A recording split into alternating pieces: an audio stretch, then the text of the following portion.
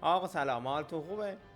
آقا همونجور که وعده کرده بودیم گفتم راجع به هالووین یه پست براتون بذارم توضیح. خب همونجور که میدونید اینجا هالووین خیلی خیلی براشون با اهمیت هست، یعنی بعد از کریسمس هالووین هست که بیشترین در واقع طرفدار داره. رسم و رسوم مختلفی هم داره. حالا دلیل اصلیش هم که خب قطعا سرچ کردید، همتون میدونید، بارها هم گفتن یه قومی بوده به اسم سلتیک 1000 سال پیش. بعد اینا پاییز که تموم میشده محصول برداشت میکردن، میخواستن برن تو زمستون، میگفتن ارواح میان و مثلا جنسای ما رو میدوزن یا ما رو اذیت میکنن اینا. حالا برای که ارواح نیان ما باید یه مشتی چیزی بکنیم، توی ترسناک درست بکنیم بذاریم که ارواح بترسن. مهمترینش هم همون کدو تنبلو بوده که پامکین اینجا هست، به شکل آدم درش میبردن اینا میذاشتن.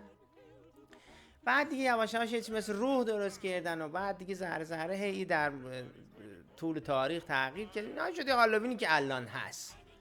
و جالب به این هست که خیلی اهمیت میدن بهش برای تزیین و دکور. حالا عکسای مفصلی من گرفتم براتون میذارم تو همین در واقع ویدیو، عکس‌ها رو ببینید.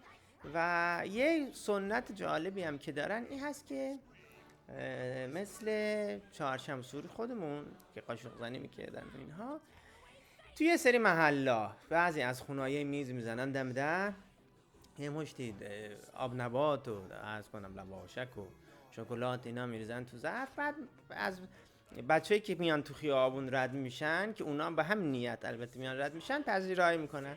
یعنی شما آخر شب مثلا یه بچه‌ای که پلاستیکی دستشه، ممکنه 3-4 کیلو قشنگ آب نبات و چیز از این ور اونور گیرش اومده باشه. و یه سنت جالبی هست دیگه، هم حالا دور هم مهمونی مختلفی هم میگیرن و هم تم میزنن و داستان و قیافه عجیب غریب درست میکنن و حالا بعضا ترسناک بعضا فانی با مزه. و ایتو میشه که در نهایت هالووین در شب 31 سپتامبر، نه 31 اکتبر، 31 اکتبر برگزار میشه.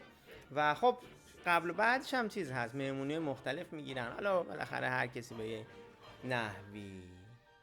این پست هالووین پست مهمی بود به دلیل که عکسایی که گرفتم عکسایی هست که با مشقت فراوان گرفته شده. اینا رو داشته باشین و امیدوارم که خوشتون بیاد.